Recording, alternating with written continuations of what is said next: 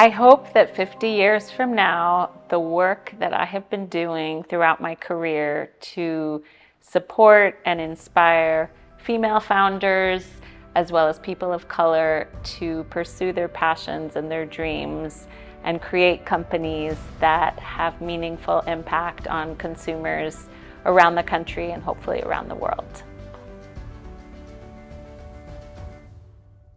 So back in 2007, when we launched Guilt, I got a ton of advice in advance of our launch that Guilt was never going to work, that the fashion industry would never embrace our vision of selling off-price inventory online in a short-term flash sale concept. So I can't tell you how many times people who are very smart and knowledgeable and connected in the fashion industry told me, don't do it, it's never going to work. So I listened. I like to say listen to the naysayers, but I did not take their advice, and we moved forward and launched Guilt in November 2007.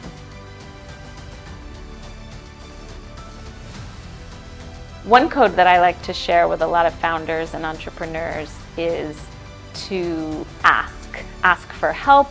Don't be afraid to ask for something, because if you don't ask, you don't get. Uninterrupted, I am usually nonstop and surrounded by people. I love people. I get my energy off of other people. I get excited to meet new people who inspire me in different ways. And that can be on a social level, professional level, can be activities I like, such as playing tennis. It really doesn't matter, but I love people. When I was younger, I felt an enormous pressure to achieve and prove to the world that I was someone capable of success, and was always very ambitious, a little go-getter, and really just would not stop and would not take no for an answer. I think today I have chilled out a little bit and don't feel the same intensity of always having something to prove.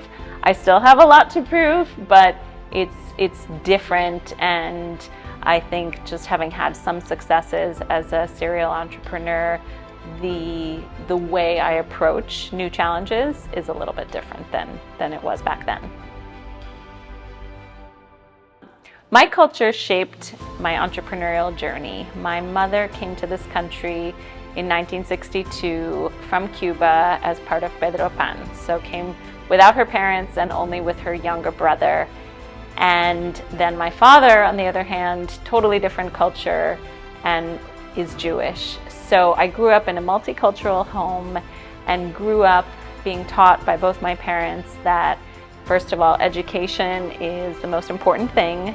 And at any moment in time, such as what happened in Cuba in the late 50s and early 60s, everything can be taken away from you at any moment in time. So the lessons that I really took away from my mother and my grandmother, who was also a teacher and in academia, was prioritize your education above all else, because no one can take your education away from you.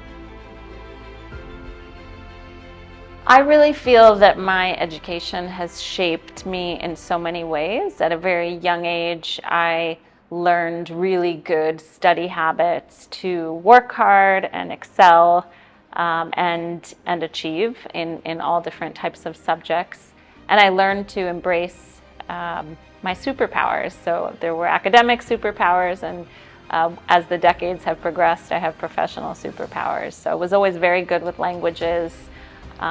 Starting at a young age. So actually in college, I created a major at Harvard, which was called Romance Studies, and it was like being an English literature major, except I did it in Spanish, Portuguese, and French literature. So read a lot in other languages.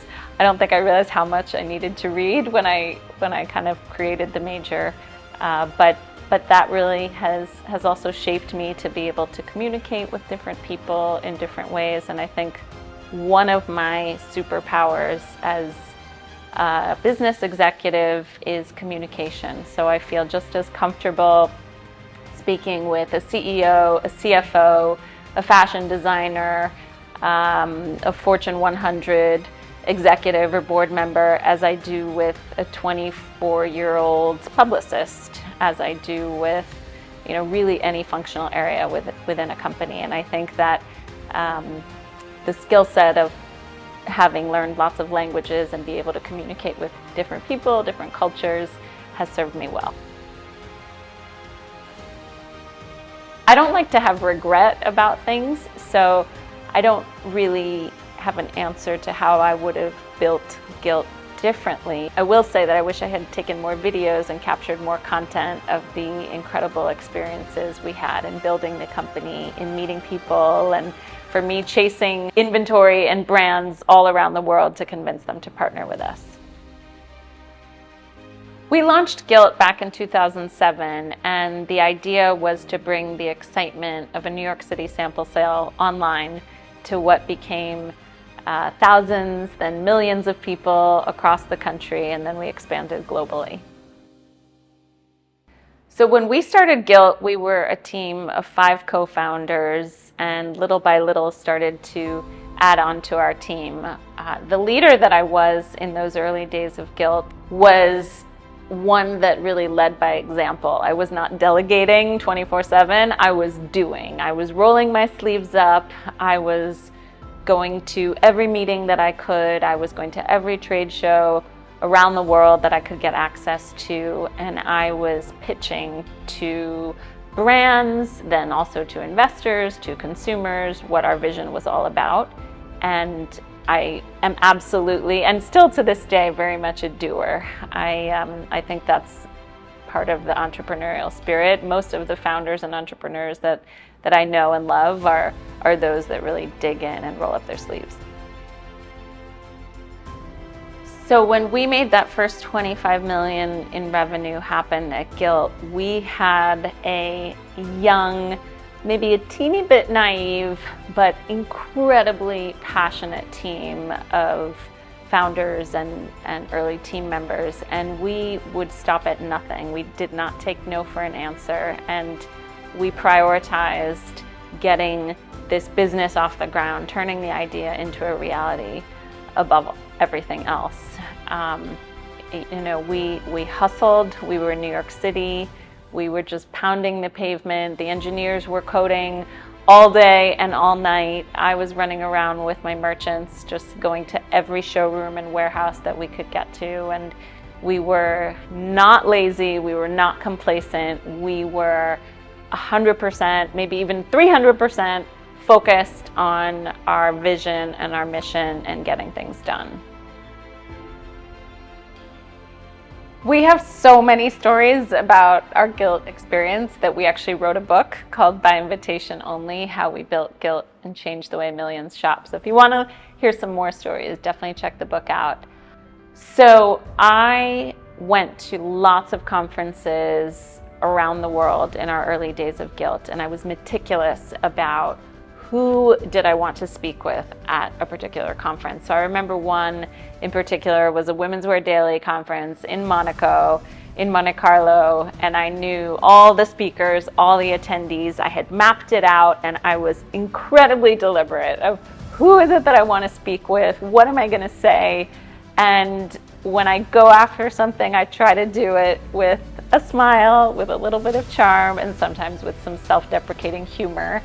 And I remember having a few conversations, going up to at the time, CEO of Jimmy Choo, and I had been email stalking him. I mean, we had interacted before, but he would politely sometimes not respond to all my emails. And I went right up to him at the cocktail hour. I was dressed to the nines and, smiled and said, I hope you don't think I'm stalking you. And we both burst into laughter. And then eventually we did partner together with them. But that's really my style, being very deliberate and thought out about who is it that I want to speak with. And again, not taking no for an answer. In my role at Guilt, if one executive said no or didn't want to take a meeting, I didn't just take no as no. No to me just meant maybe or meant not yet. And so who else is it that I could go after and try to convince? Was it a different functional area within the company? Was it an investor or a board member? There are lots of ways to navigate. And then for us, in the case of Guilt, 2008, when the recession hit, changed everything. So lots of brands that originally had said no or maybe became a lot more open to the possibility of partnering with us. So the recession actually had a lot of positive benefits for Guilt in terms of getting more inventory. My leadership style has evolved a lot over the past 15 years.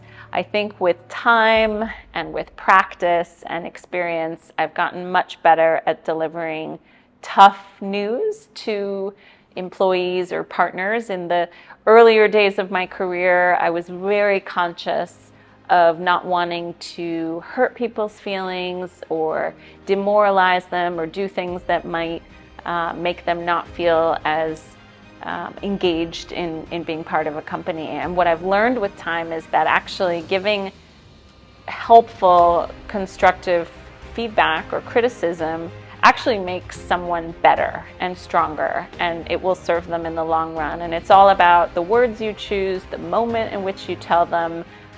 Don't humiliate someone when you're giving tough feedback in front of lots of people. Do it in a private setting, and just choose your words carefully. But I think that I've learned how important it is to give feedback and also to ask for feedback. It's really important for all of us, myself included, to ask for feedback. What could I have done better? What could I have done differently? And sometimes I like to do that right after a meeting because that's when everything's freshest in your mind.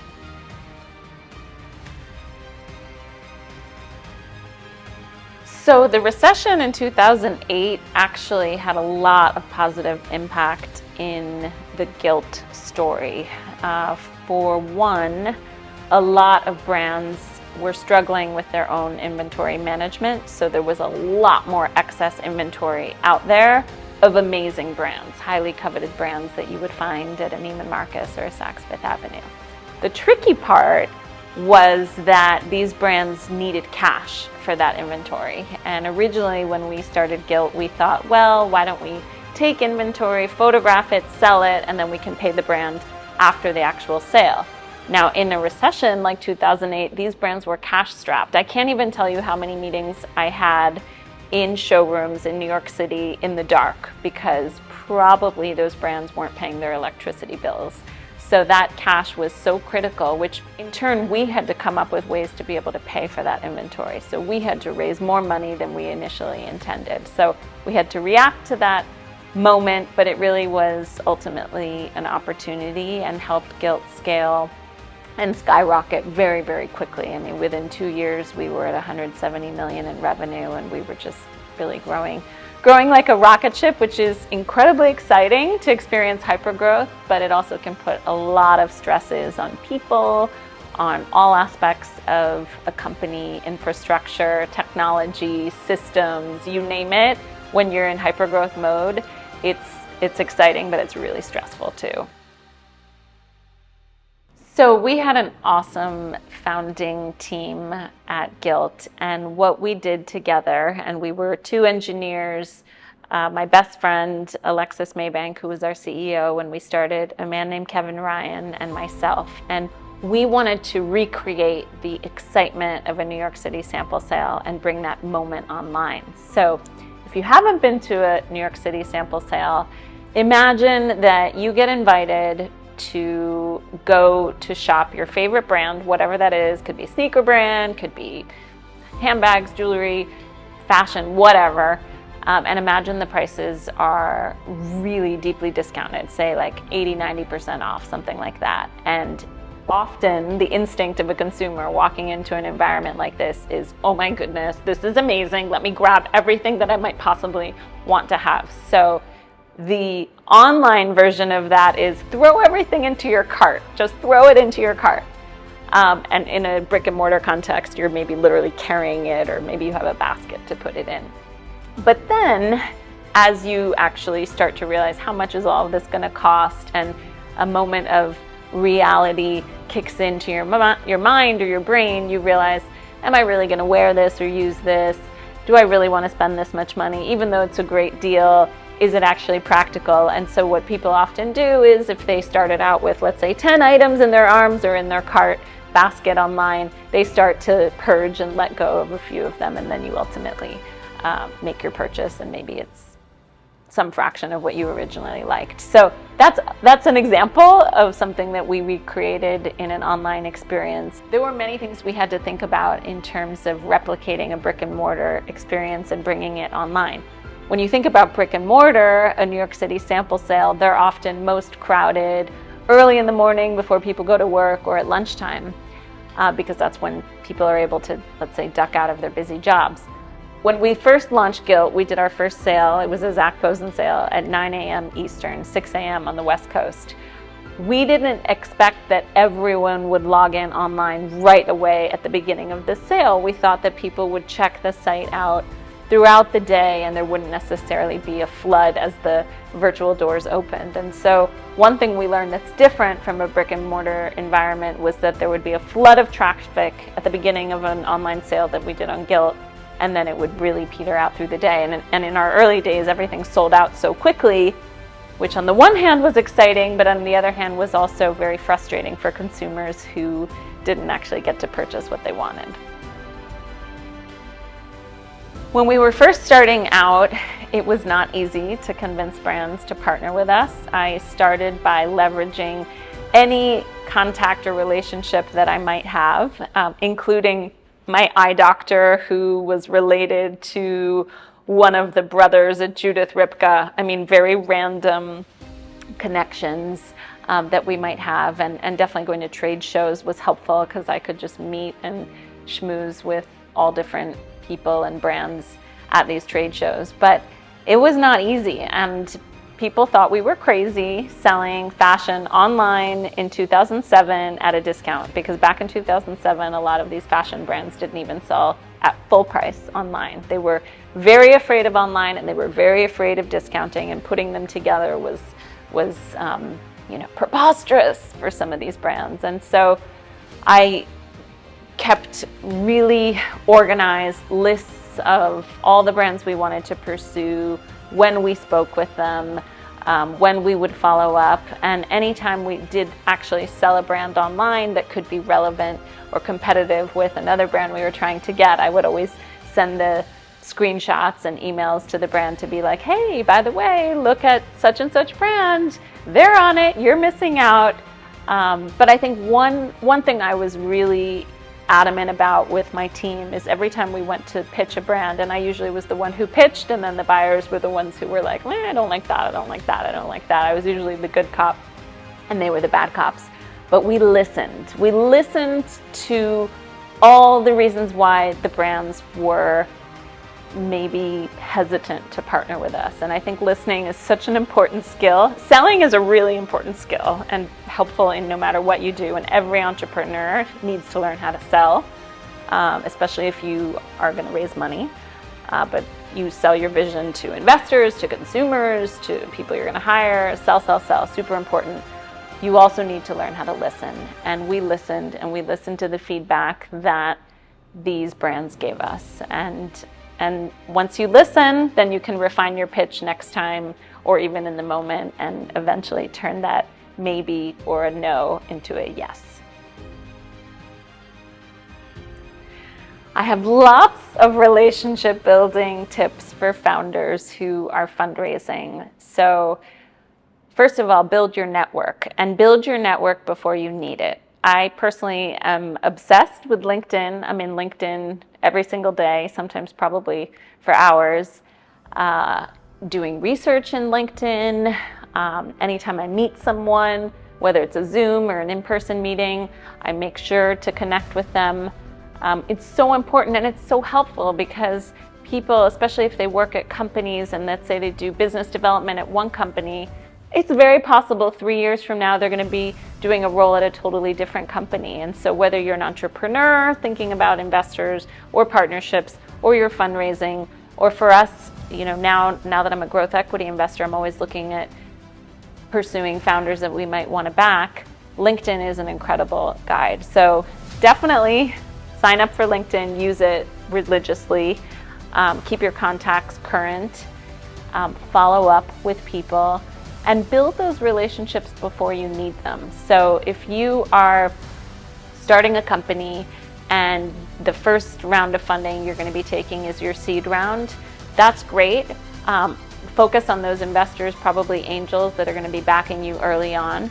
But I would still be taking meetings and coffees and networkings and going to conferences where you have slightly later stage investors who you will need maybe 6 months to a year, maybe 2 years from this moment in time. You want to build those relationships early on. And I'm never afraid to cold call. I love cold calling. Now my hit rate of getting responses to my cold calls is higher than when I first started out. But don't be afraid of it. But I will say that if you are able to get a warm intro, it's always better to go for the warm intro. It's just your hit rate's going to be much higher. But if a warm intro isn't available to you, let's say you have no one in common through LinkedIn as a mutual connection, then don't be afraid to cold call. And I personally like to cold call through email because it's just, I don't really like receiving cold call phone calls. It just is jarring, and I'm often on Zoom or in meetings, and I find it to be actually distracting and disturbing. So I personally like to respond to people who cold call me, and I like to cold call through email. Clerisy is a growth equity fund focused on consumer and techsumer companies that I co-founded with Lisa Myers, and she was most recently a partner at L. Catterton. At Clerisy, we like to back founders and teams that are solving consumer problems in a differentiated way. We typically invest around Series B stage, but it could be a little bit later or even a little bit earlier, depending on the details of a particular company. So being based in Miami, there's a lot of talk and networking and conferences and action around Web3 and the metaverse and crypto, which has been a lot of fun for me just to stay in the conversation. And I think there are lots of opportunities for bringing the Web 2 world together with the Web 3 world. So we're seeing that through NFTs, we're seeing that through loyalty plays, and I think that we will find Web 3 more and more mainstream as the days go on. I have an NFT collection, so definitely have been dabbling in Web3, and I did a very early investment in Cryptoys, which is a Miami-based Web3 company, and I discovered Cryptoys through Miami Angels and admittedly didn't even understand what the company really was doing or was the vision of the company when I made the investment, but I really believed in Will Weinraub, the founder, and just thought this would be a great way to be part of the ecosystem and for me to learn as the company grew. And the company has definitely grown, and it's been a lot of fun to watch. They just did a great partnership with Mattel. I think there's a lot of excitement around Web3 in Miami, and so many founders are coming here to build and create and innovate, and it's an exciting moment for all of us. And the great news is that a lot of these founders are diverse too, and I love that. I really love supporting diverse founders, whether it's women or people of color.